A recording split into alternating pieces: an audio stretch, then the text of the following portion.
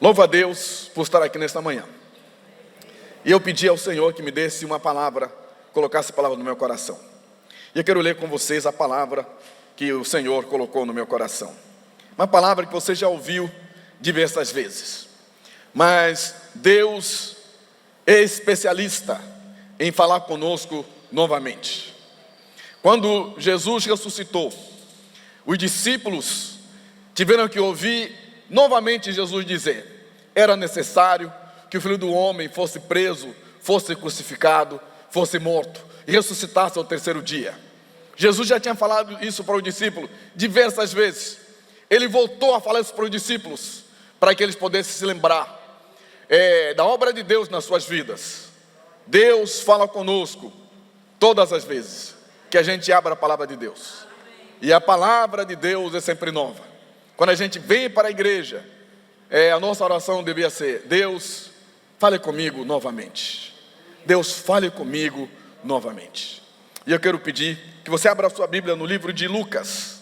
Lucas capítulo 15, versículo 11 até o versículo 32. A versão que eu leio é a versão NVT. Que diz assim a palavra do Senhor. Jesus continuou: um homem tinha 2 filhos. O mais jovem disse ao pai: quero a minha parte da herança. E o pai dividiu seus bens entre os filhos. Alguns dias depois, o filho mais jovem arrumou suas coisas e se mudou para uma terra distante, onde desperdiçou tudo o que tinha por viver de forma desregrada. Quando o seu dinheiro acabou, uma grande fome se espalhou pela terra e ele começou a passar necessidade. Convenceu o fazendeiro da região a empregá-lo, e esse homem mandou a seus campos para cuidar dos porcos.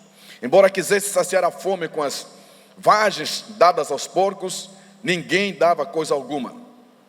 Quando finalmente caiu em si, disse: até os empregados de meu pai têm comida de sobra, e estou aqui, morrendo de fome. Vou retornar à casa do meu pai e dizer: pai, pequei contra o céu e contra o Senhor, e não sou mais digno de ser chamado seu filho. Por favor, trata-me como seu empregado. Então voltou para a casa do seu pai. Quando ele ainda estava longe, seu pai o viu. Cheio de compaixão, correu para o filho, o abraçou e o beijou. O filho disse: pai, pequei contra o céu e contra o Senhor, e não sou mais digno de ser chamado seu filho. O pai, no entanto, disse aos servos: depressa, tragam a melhor roupa da casa e vistam nele. Coloquem-lhe um anel no dedo e sandálias nos pés. Matem um novilho gordo. Faremos um banquete e celebraremos. Pois este meu filho estava morto e voltou à vida. Estava perdido e foi achado. E começaram a festejar. Enquanto isso, o filho mais velho trabalhava no campo. Na volta para casa, ouviu música e dança e perguntou a um dos servos o que estava acontecendo. O servo respondeu: seu irmão voltou e seu pai matou o novilho gordo, pois ele voltou são e salvo. O irmão mais velho se irou e não quis entrar. O pai saiu e insistiu com o filho, mas ele respondeu: todos esses anos tenho trabalhado como um escravo para o Senhor e nunca me recusei a obedecer às suas ordens. E o Senhor nunca me deu nem mesmo um cabrito para eu festejar com os meus amigos. Mas quando esse seu filho volta, depois de desperdiçar o seu dinheiro com prostitutas, o Senhor comemora matando o novilho? O pai lhe respondeu: meu filho, você está sempre comigo, e tudo o que eu tenho é seu. Mas tinha que comemorar este dia feliz, pois seu irmão estava morto e voltou à vida, estava perdido e foi achado. Lucas escreve esse evangelho, conhecido como também evangelho sinótico, com a mesma visão que Mateus, mesma visão também que Lucas, que Marcos, um pouco diferente da visão, a maneira como João escreveu. E Jesus, nesse texto, Jesus é relatado, ele é confrontado por alguns religiosos, fariseus, que sempre procuraram ver na pessoa de Jesus alguma falha alguma coisa que Jesus estivesse ensinando que não fosse coerente com aquilo que eles entendiam que fosse a verdade, que fosse as Escrituras. E Jesus, no capítulo 14, Jesus fala para os discípulos o preço do discipulado, o preço de alguém que almeja, deseja seguir Jesus. Seguir Jesus tem preço, seguir Jesus exige renúncia, renúncia que é resultado de alguém que reconhece o senhorio de Jesus, a grandeza de Deus, e essa pessoa renuncia à sua própria vida. O famoso paradoxo da Bíblia: quem quiser viver a sua vida, tem que perder essa vida. Quem quiser acompanhar a pessoa do Senhor Jesus, tem que abrir mão da sua vida, para viver integralmente para o Senhor. Não é apenas o missionário, não é apenas quem vai pregar o evangelho lá distante. A renúncia, ela é constante. A renúncia, ela é todos os dias. A renúncia é todo momento. Abrir mão da minha vida. Quem vai pedir perdão para alguém, muitas vezes você vai ter que renunciar. Você está certo, você está correto, mas você tem que renunciar o está certo, o está com a razão, para poder oferecer perdão a quem ofendeu. Quem vai ter que amar alguém, tem que renunciar às vezes. Um amor sacrificial. Jesus fala para amar os seus inimigos, abençoar aquele que te amaldiçoa. Isso é renúncia, é abrir mão, talvez, daquilo que a sociedade configura como certo. A nossa sociedade, quem fez errado com você, se afaste dessa pessoa. Para que você sujeitar alguém que te maltrata? Jesus faz o contrário.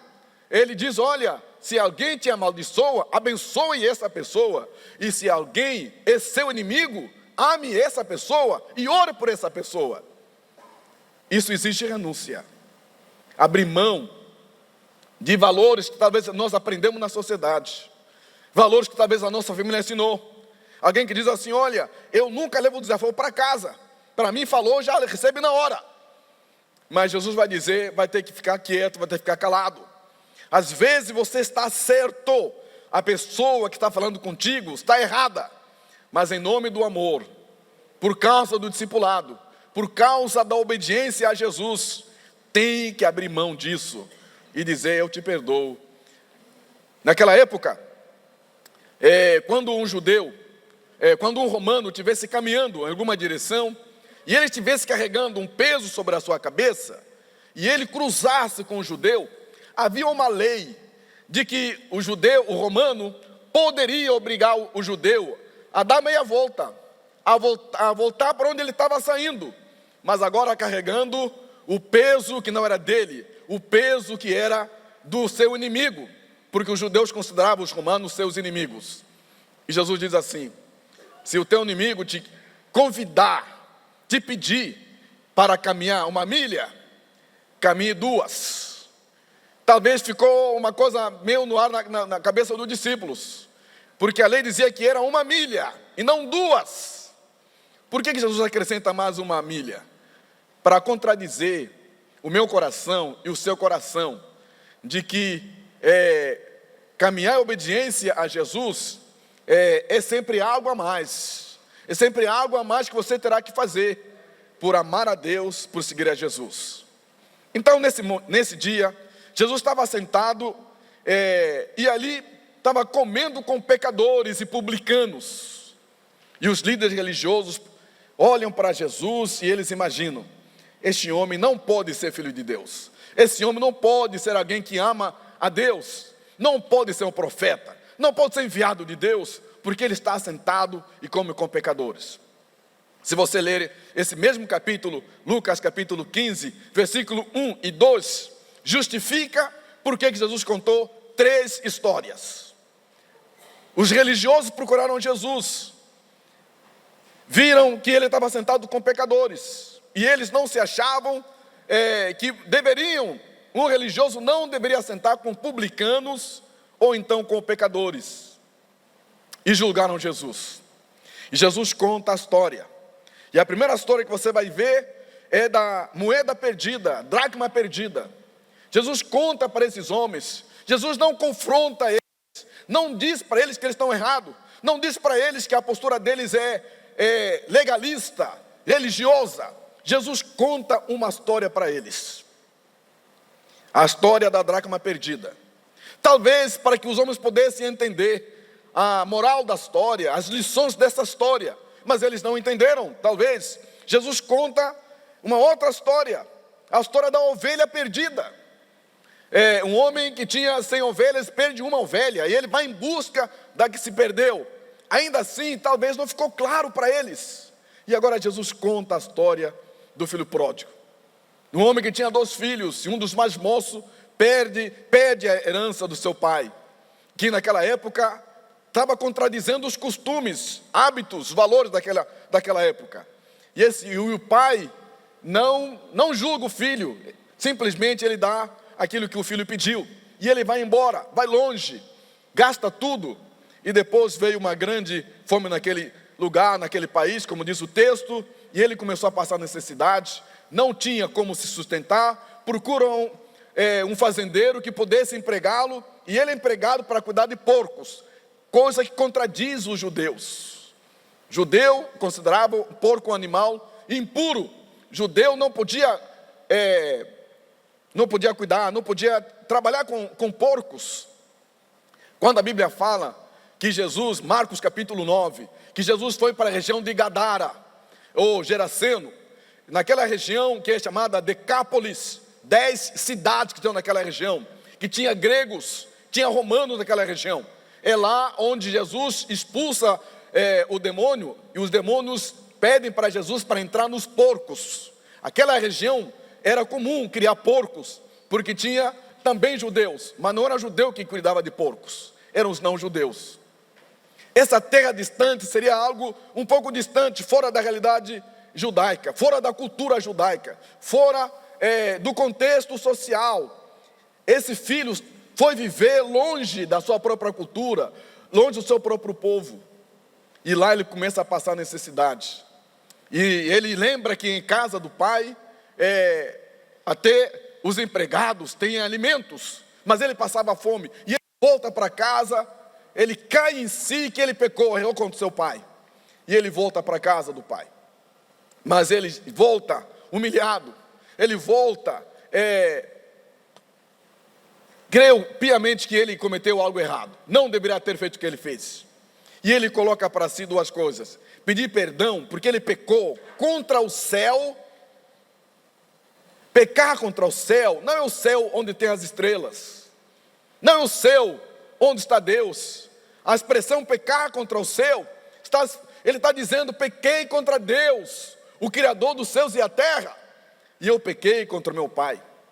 Se esse menino sai de casa, aparentemente como rebelde, tem a sua liberdade, usa da sua liberdade para praticar libertinagem, agora ele volta para casa arrependido de que as decisões que ele tomou não foram corretas. Ele usou da liberdade para praticar libertinagem. Reconhece a limitação da sua liberdade, e ele volta para casa.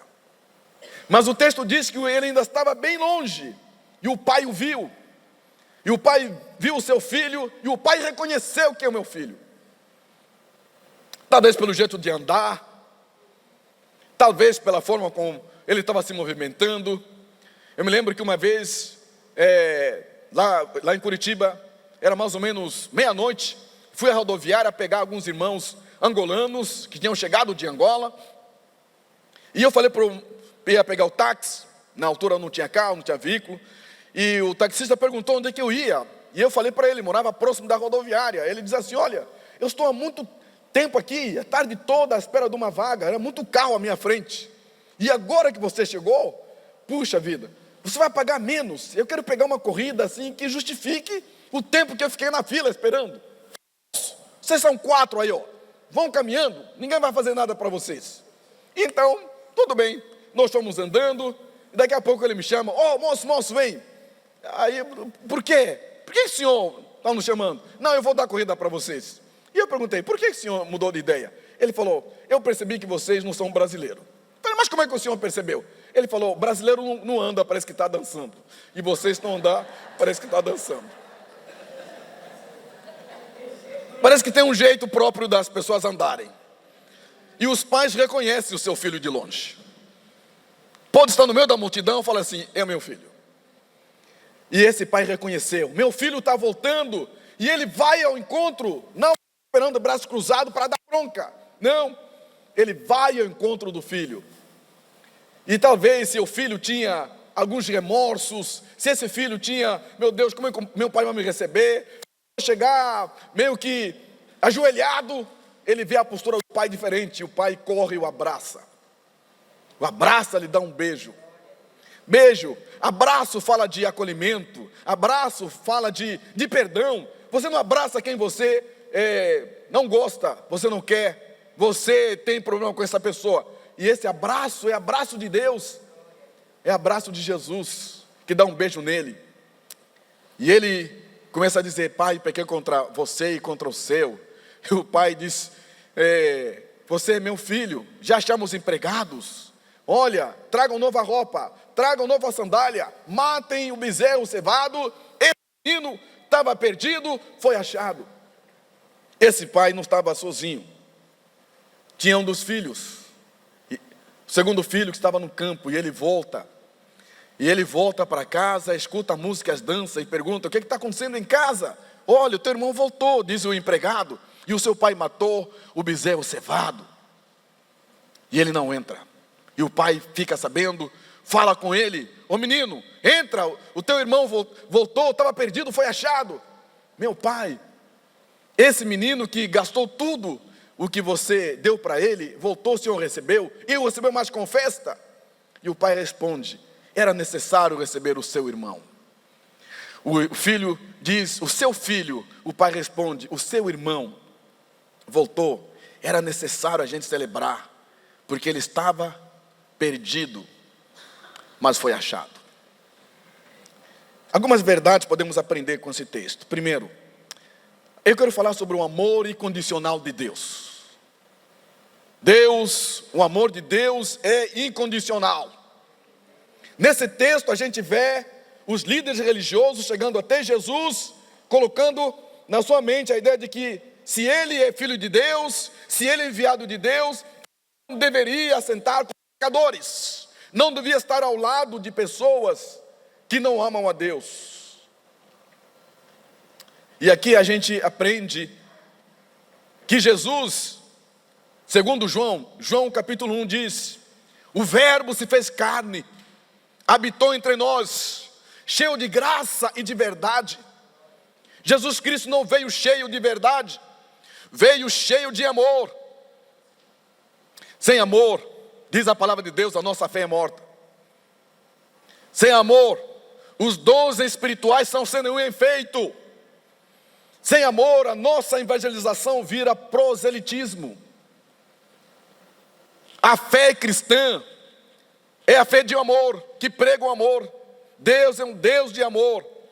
A Bíblia diz para falar a verdade em amor. A verdade sem amor machuca. A verdade sem amor, ela fere. A verdade sem amor, ela enquadra se a pessoa se coaduna com a nossa verdade ou não. Mas Jesus veio cheio de amor, cheio de graça. A verdade tem que ser acompanhada com a graça. A verdade que é anunciada, ela tem que acolher.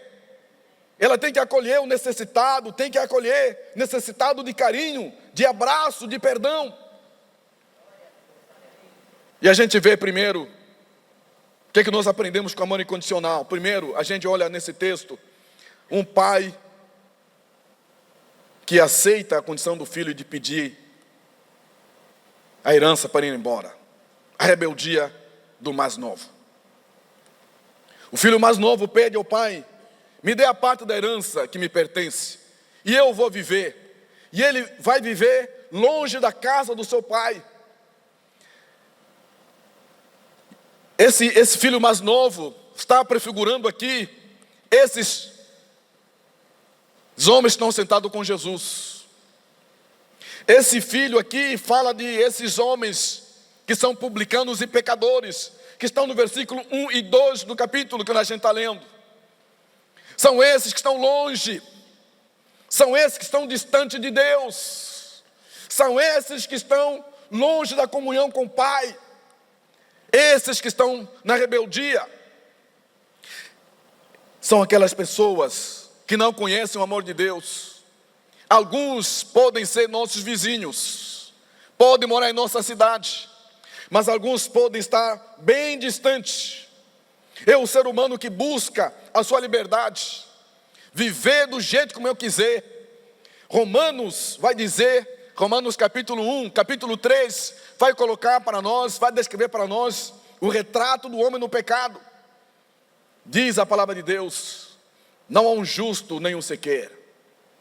Todos se extraviaram, juntamente se fizeram inúteis. Quem são essas pessoas? É todo ser humano. Todo ser humano que busca a sua liberdade, viver para si mesmo.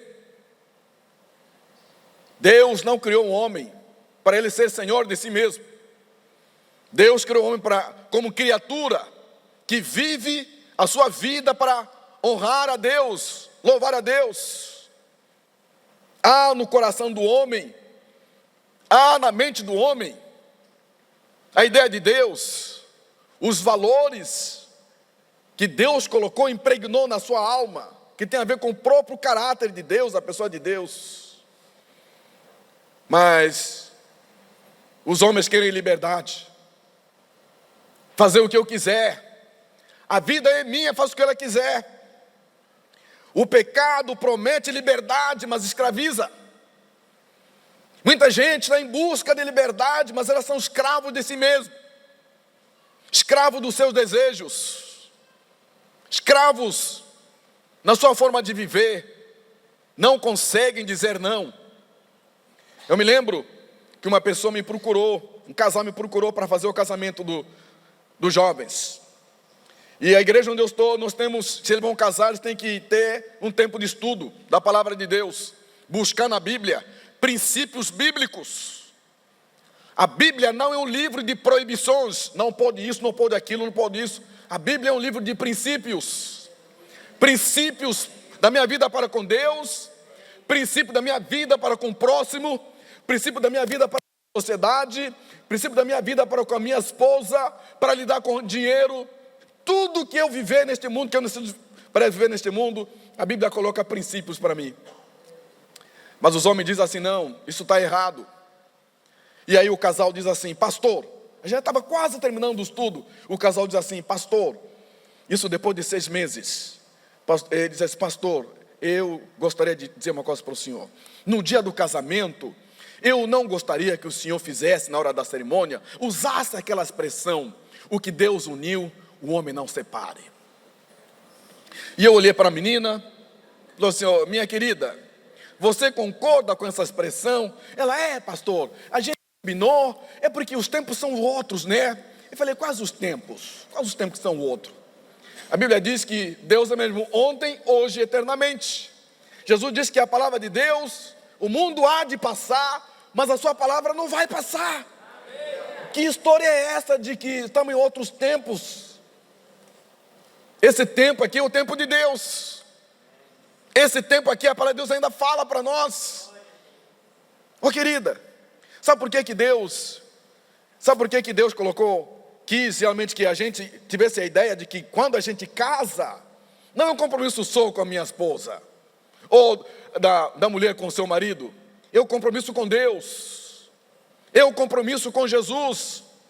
Você está se sujeitando a Deus, a viver uma vida onde você vai honrar o nome de Deus.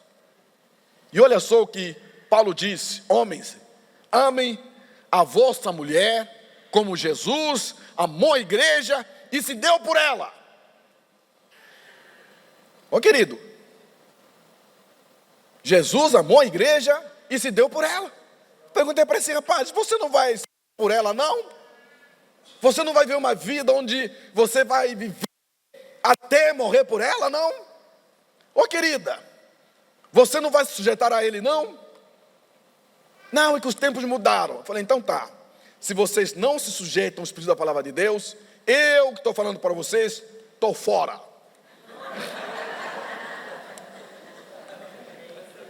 Procurem outra pessoa. E aí, o que aconteceu?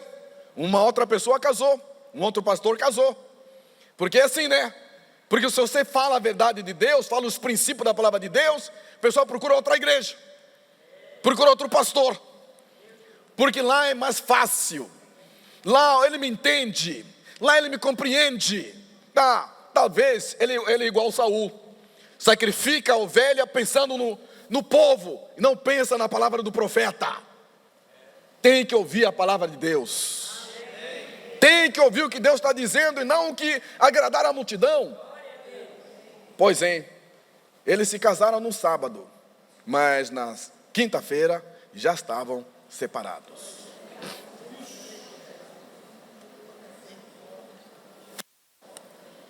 Posso contar uma história aqui?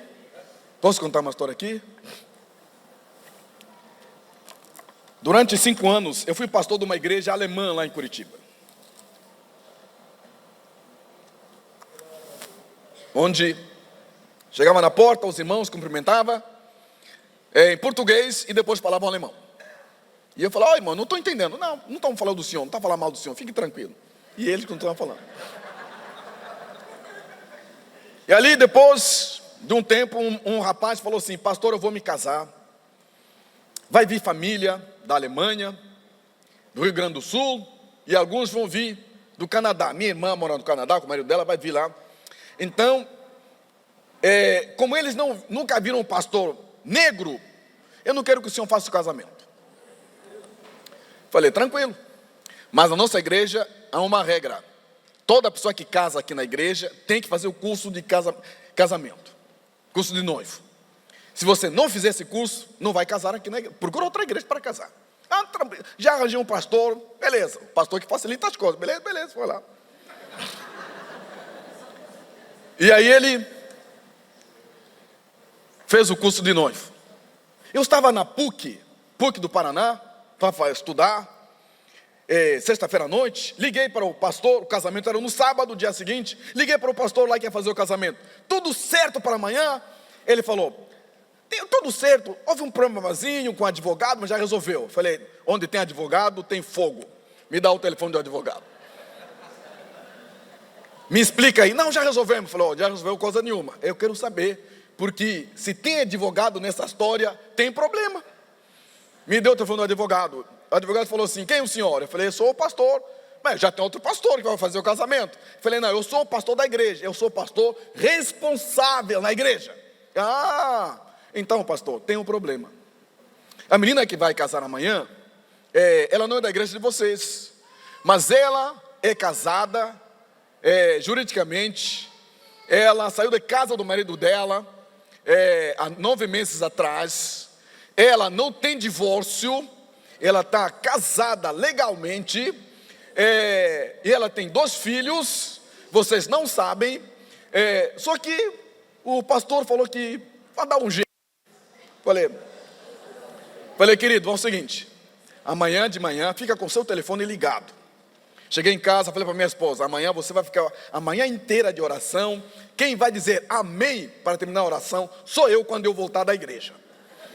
Ela falou: eu o quê? Contei a história. Falei: você vai fazer o quê?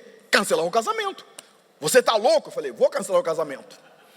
Cheguei na igreja, chamei os líderes da igreja, os responsáveis chegaram, conversa vai, conversa vem, expliquei a situação. Eles disseram assim: e o senhor vai fazer o quê? Eu falei: cancelar o casamento. Você está louco? Eu falei: não estou louco, eu estou seguindo o que diz a palavra de Deus.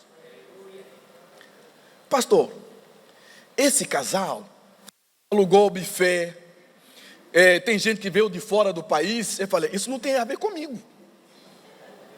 Isso é o rapaz lá, o menino que vai casar, e a noiva é dele. Falou: então é melhor avisar o noivo, eles virem aqui para explicar a situação para ele. Pode vir. Ligamos lá chegou o noivo, só que não foram sozinhos, os pais foram juntos. E aí a empresa que foi contratada para arrumar a igreja, o templo, chegou. Eu, pessoal, quem vai arrumar templo lá com flores, chegou. Eu falei, aqui não vão entrar. Aí os outros irmãos, pastor, o senhor está louco? Primeiro, eles não vão arrumar. Quando eu fui aceito como pastor aqui na igreja, vocês fizeram uma assembleia. E há uma ata que está registrada no cartório. Vocês só poderão fazer esse casamento aqui na igreja, se reunir hoje pela manhã, todos os membros da igreja, fazer a assembleia, eu ser demitido e registrar esse documento no cartório, ainda hoje de manhã.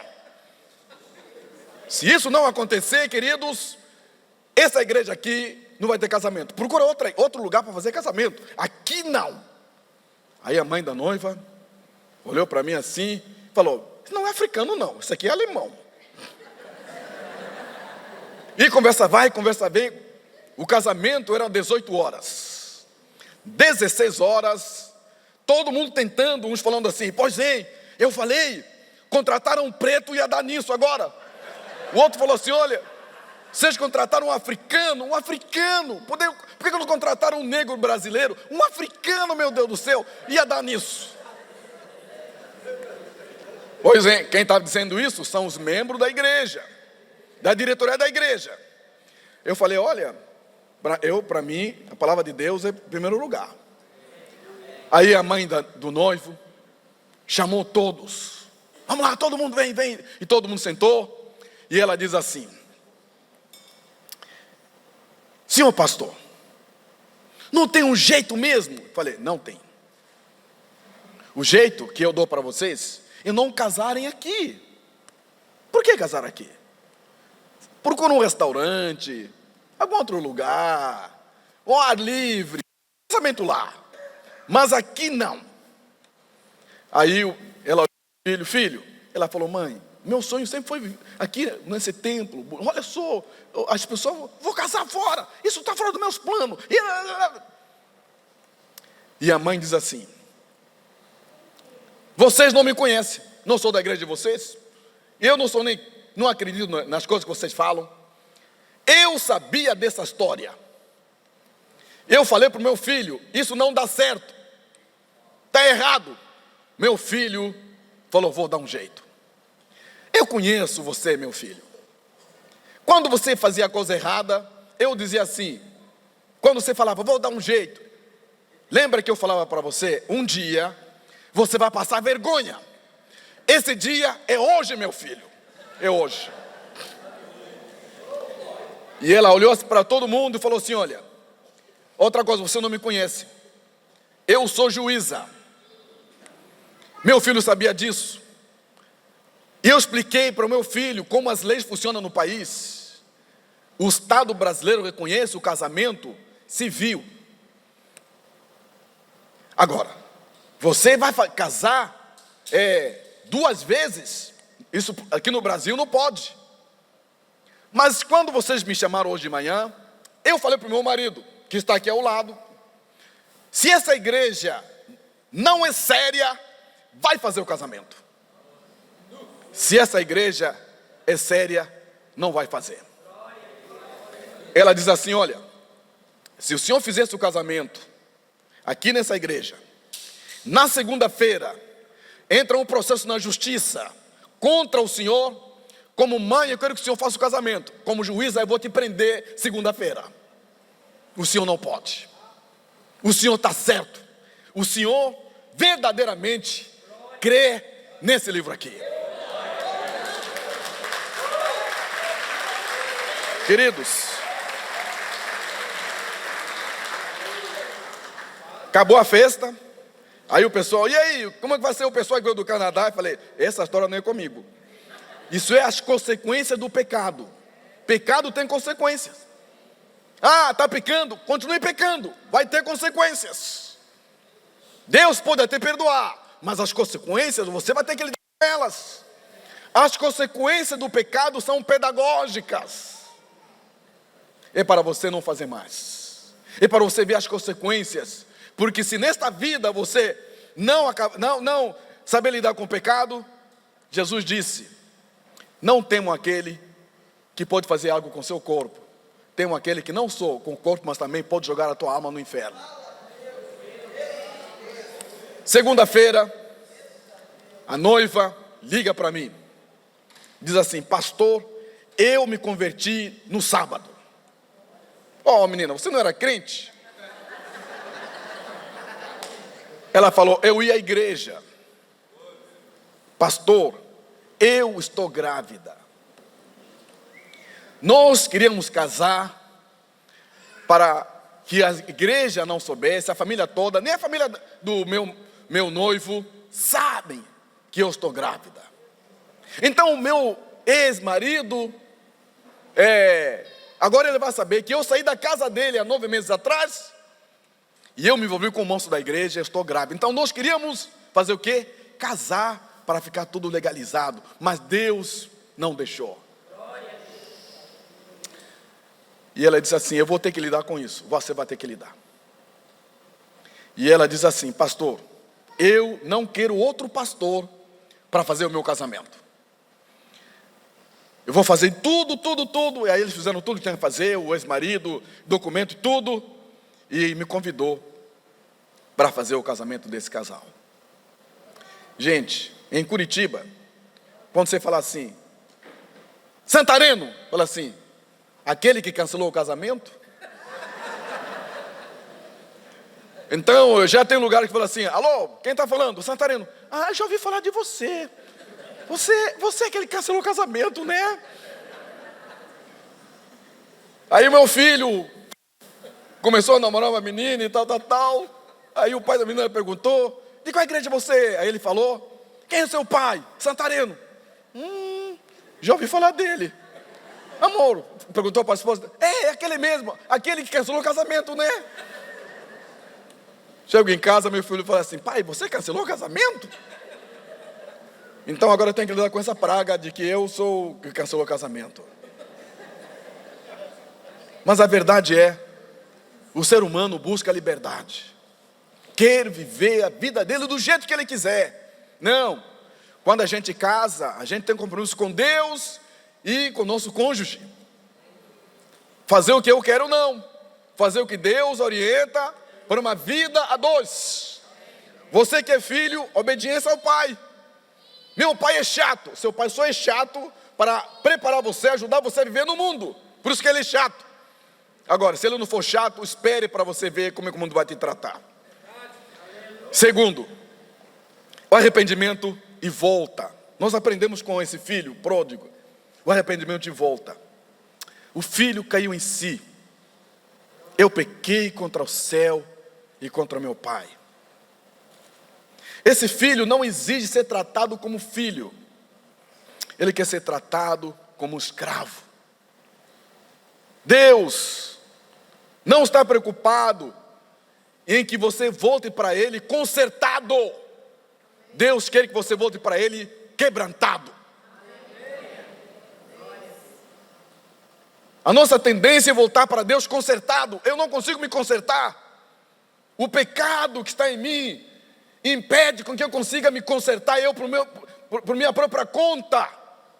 O apóstolo Paulo vai dizer: o bem que eu quero fazer não consigo fazer, o mal que não quero esse faço. Miserável homem que eu sou.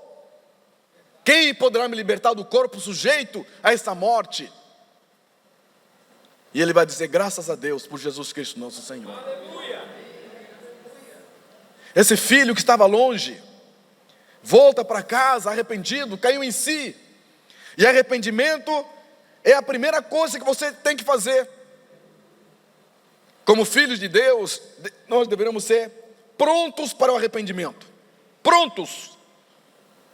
Mas às vezes é justificativa. Lá no jardim do Éden, Adão disse: foi a mulher que você me deu. Deus fala para a mulher disse: foi a serpente. Essa história continua até hoje. A pessoa errou, não assume os seus erros. Não diz: eu errei, eu falhei, eu pequei. Não, ela justifica. E essa forma de justificar é a dificuldade de lidar com as nossas limitações e acreditar piamente de que nós somos pecadores. Somos pecadores, aceitos graciosamente por um Deus amoroso. E porque Deus nos aceita, a recomendação bíblica é que nós possamos viver em humildade. reconhecendo as nossas limitações. Mas a verdade é que, às vezes, não há esse espírito no nosso coração. Há um espírito de triunfalismo. Eu sou o melhor. Às vezes, essa fala não é minha, é do falecido pastor Russell Shedd, que ele dizia que nós temos um problema na igreja evangélica, não é só no Brasil, mas em vários lugares do mundo. Porque o evangélico, ao lado de uma pessoa que não é evangélico, o evangélico se acha o melhor. Falta humildade. O evangélico humano, ele é melhor. Ao lado de um católico, ele é melhor. E às vezes o católico tem dificuldade de acreditar no evangelho que o evangélico prega, porque o evangélico já chega falando que ele é melhor. A marca que deve acompanhar a gente é a humildade.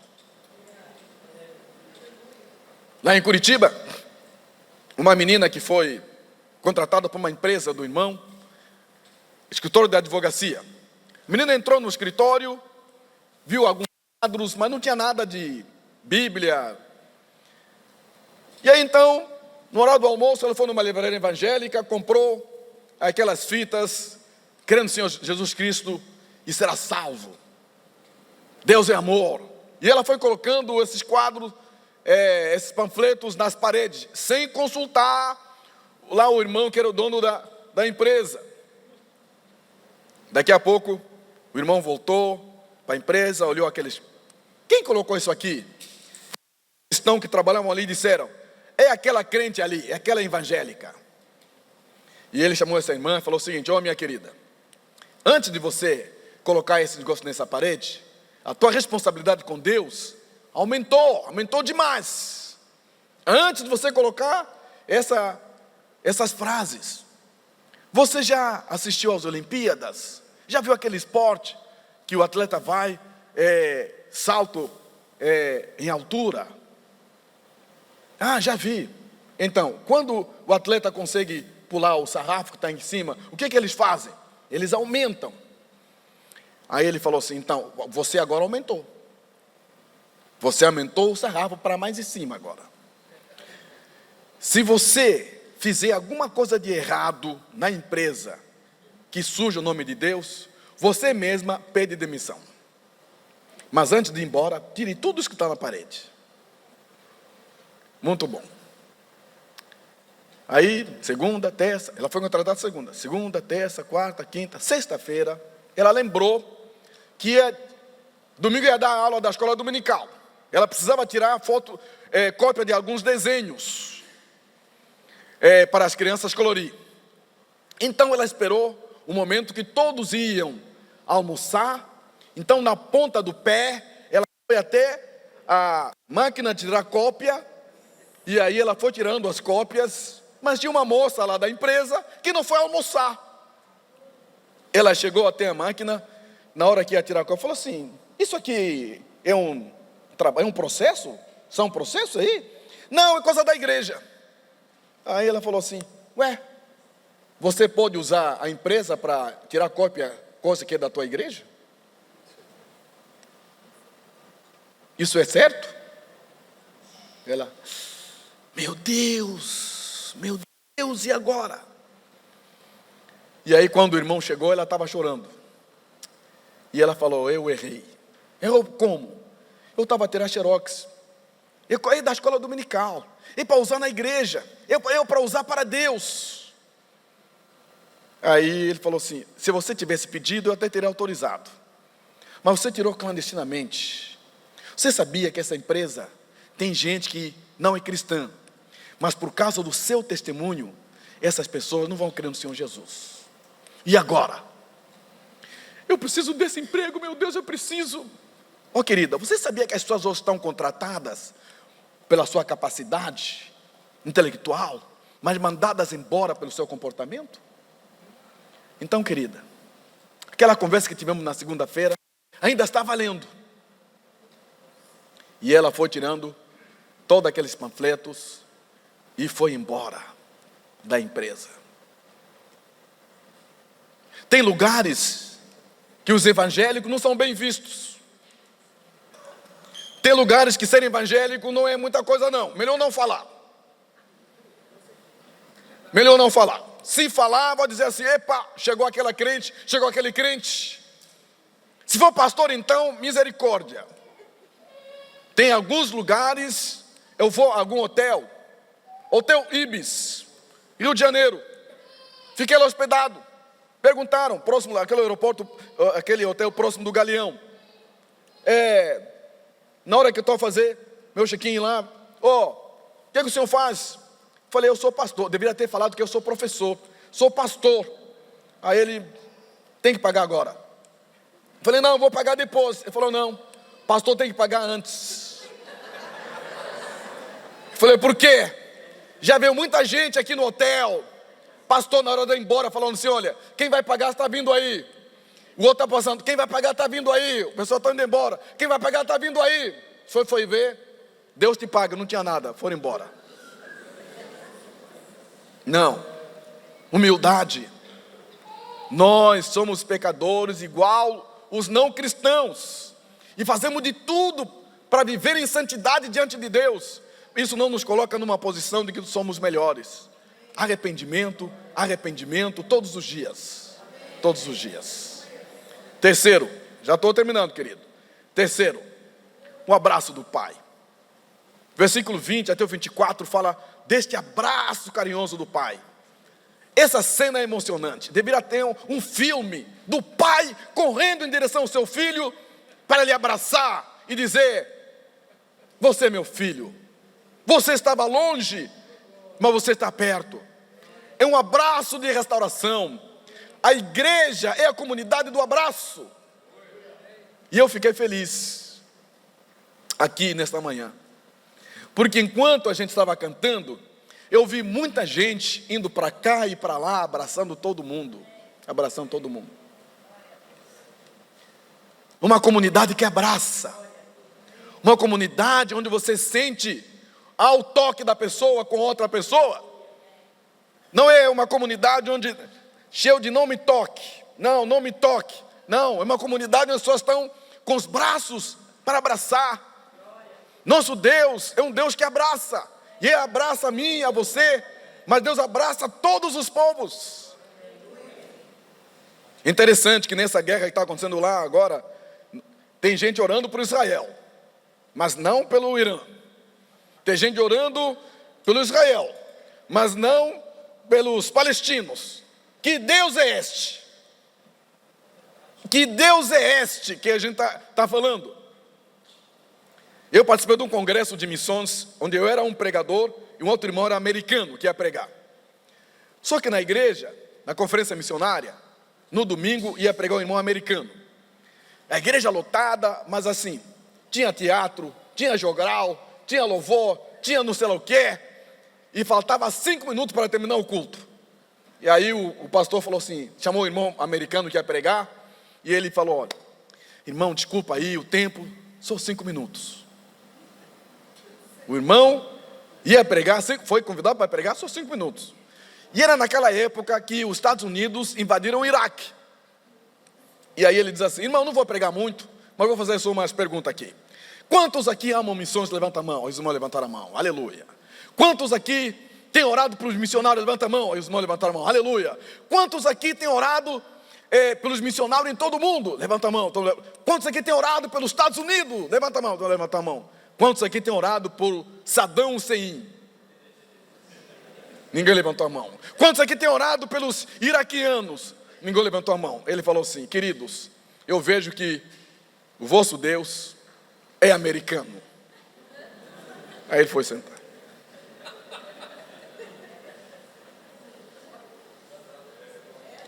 Na história, é interessante, teve um homem na história da igreja que falou assim: a gente deve ler a Bíblia contra nós e não em favor de nós. Por que contra nós? Por exemplo, quando você lê a história de Saul e Davi, quem é você? Você é Davi ou você é Saul? Mas na realidade, nós somos mais Saul do que Davi. Quando você lê a história de José e seus irmãos, quem é você? Você é José. Porque você sabe como termina a história. Não é? Sabe como termina a história. Não, não somos irmãos de José. Somos irmãos de José. Veja, quando a gente se entende como pecadores, nas mãos de um Deus amoroso, um Deus que abraça o pecador, um Deus que vai em encontro ao pecador. Por isso esse amor de Deus contradiz os costumes daquela época. Jesus curou um homem no sábado e mandou ele pegar as suas coisas e caminhar. Contradiz os costumes daquela época. Jesus foi tocado por uma mulher que tinha fluxo de sangue, em nome do amor.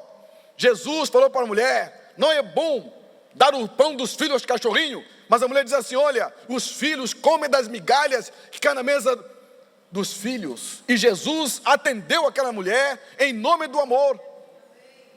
A nossa fé precisa de braços para abraçar, coração para amar, pernas para ir em direção daquela pessoa que está distante de nós, ou às vezes correr em encontro daquela pessoa que é pecadora, que está necessitada de Deus o tempo todo. Em quarto lugar, o coração do filho mais velho. O filho mais velho ouviu as músicas, dança e fala para o pai, fala para o empregado: o que está acontecendo? Teu irmão voltou, e a festa? Teu pai matou o bezerro cevado. E ele não entra. E o pai fala com ele: filho, era necessário a gente se alegrar. O filho diz: o seu filho gastou toda a fazenda que você deu para ele. E o pai responde: o seu irmão. Jesus, ao colocar essa história ali, do pai com o filho, ele está a falar exatamente dos fariseus, que estão dizendo para Jesus: esse homem não devia estar sentado com pecadores e comer com eles. Talvez aqui ficou claro como a água para esses fariseus que era eles. O filho mais velho eram eles. Era essa turma que está criticando Jesus porque está sentado com pecadores. É o legalismo versus a graça de Deus. A graça precisa da verdade também. Dietrich Bonhoeffer dizia que a graça não pode ser barata. A graça nos compromete. Nós estamos numa época hoje onde a pessoa diz assim: somos salvos pela graça, então eu vivo do jeito como eu quiser. Não, a graça nos compromete. Compromete com Deus, com a palavra, com os princípios. Uma vez, um padre me chamou.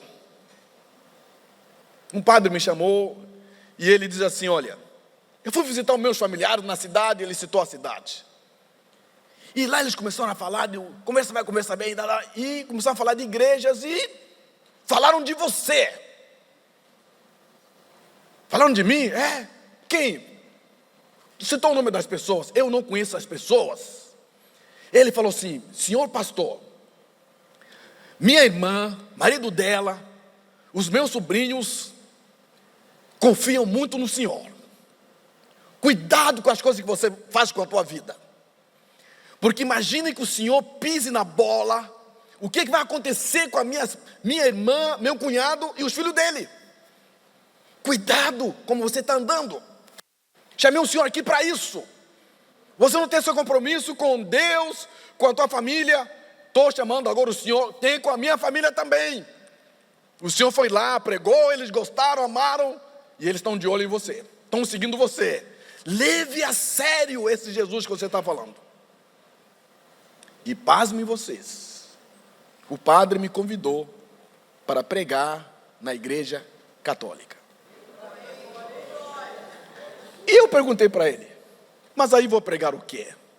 Vou falar igual? Ele falou assim: como é que você faz na igreja? Eu falei: abro a Bíblia e prego. Ele falou: então faz isso aqui. Mas eu arrumei um problema.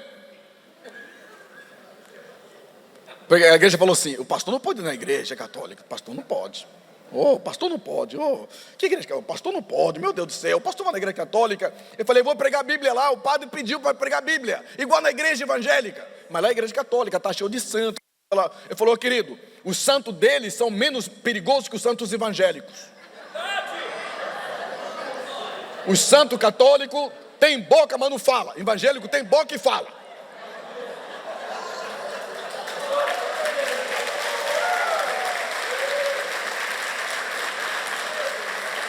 Aí eu falei,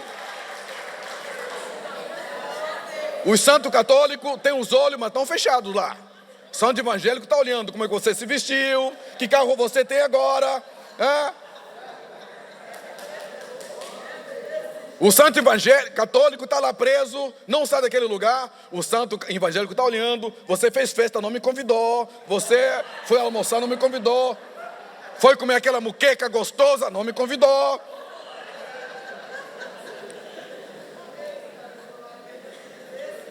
Aí eu fui lá e preguei. Eu dou aula numa escola, lá em Curitiba. E aí uma menina falou assim, professor, meu pai quer falar com você. Por quê? Não, meu pai, esse final de semana, no centro espírita, falaram de você. Um espírito foi lá e falou de mim lá. Não, é que falaram sobre alegria. E perguntaram, alguém aqui conhece uma pessoa alegre? O menino levantou e falou assim, eu conheço. Mas quem é? Falou assim, o meu professor. Nunca chega na sala triste. Sempre pergunta, como é que você está? Como é que foi a semana? Antes de começar a aula, ele fala isso. É um cara muito legal. Meu pai quer te conhecer. E aí fui lá, conhecer o pai do menino, da menina. E ele falou assim, na verdade, não sou eu que eu quero conhecer. O centro espírita quer te conhecer. Aí eu falei, e aí? Não, você tem que ir lá numa sexta-feira.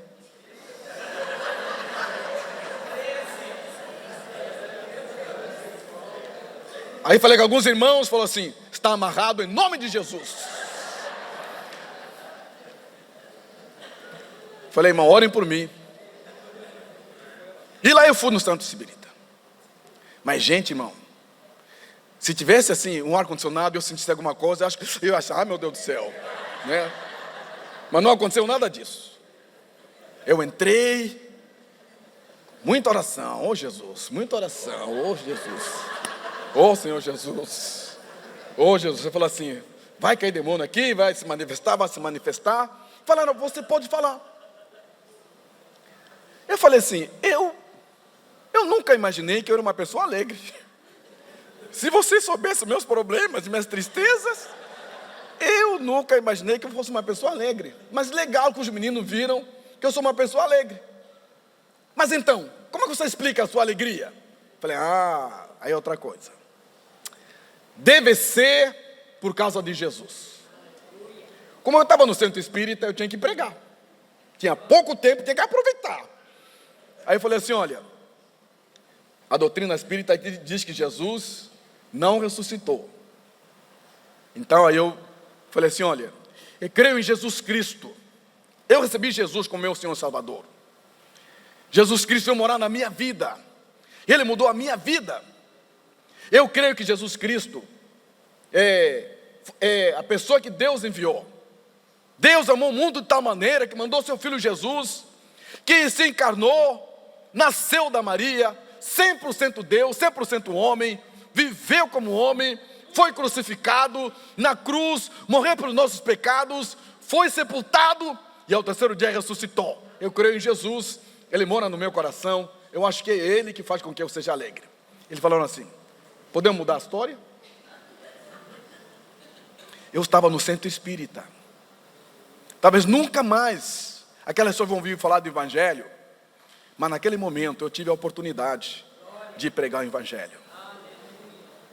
O filho pródigo, a história do filho pródigo, é a história de Deus amando a humanidade. É a história de Deus correndo em direção do pecador. Mas também a história dos filhos de Deus, que às vezes tem dificuldade de lidar com os pecadores que convivem com eles. Gente que não ama a Deus, gente que é teu vizinho, teu colega de trabalho, que necessita de um abraço, de amor, de carinho, porque você já recebeu isso da parte. Então, terminando, o filho mais velho servia a Deus em troca de alguma coisa. E Deus disse para ele: tudo que é meu é seu. Paulo, quando escrevia às igrejas, falava: Paulo, servo de Jesus Cristo. A palavra que é usada ali, servo, a palavra é doulos. Doulos é escravo. Era um escravo um pouco diferente. Naquela época, quando os romanos iam a algum território, invadiam aquele território, os soldados romanos levavam pessoas daquele território e eram levados para um lugar distante. E lá eram colocados em praça pública para serem vendidos. Lembrando que a sociedade naquela época não é igual à nossa. Você tinha então os aristocratas, você tinha soldados e você tinha servos. Essas pessoas que eram levadas ali eram para serem vendidas, colocadas em praça pública. Só que tinha gente nesses lugares que não concordava com a ideia de vender os homens como escravo. Não compravam a pessoa e lhe dava liberdade. Comprava e dava liberdade. Comprava e dava liberdade. Só que essa liberdade não valia nada, porque essa pessoa estava longe do seu país, da sua terra. Como é que ele ia voltar para a sua terra? Era impossível. Só tinha um jeito de viver para essas pessoas. Era procurar a pessoa que o comprou e dizer: agora que você me comprou e me deu a liberdade, eu quero te servir, reconhecendo o que você fez por mim. É o que Paulo diz. Paulo, servo de Jesus Cristo. Servo por quê? Porque reconheceu o que Deus fez na vida dele. Servir a Deus como reconhecimento do que ele fez, não o que ele vai fazer. E esse filho mais velho está vindo ao pai, esperando receber algo do pai, quando na verdade deveria servir reconhecimento pela filiação que ele tinha. O que faz com que todos nós, ao servirmos a Deus, é simplesmente o reconhecimento do seu cuidado para conosco, do seu amor para conosco. Deus respeita a minha liberdade, a sua liberdade, mas mesmo assim a gente escolhe o mal. Mas o amor de Deus é incondicional. Deus não espera que você mude para se aproximar até Ele. Deus quer que você vá a Ele com o coração quebrantado, e assim será transformado. Que o Senhor Jesus, o Deus da igreja, o Senhor da igreja, conduza o seu coração na verdade da sua palavra, pelo seu Santo Espírito. Que Deus abençoe os irmãos.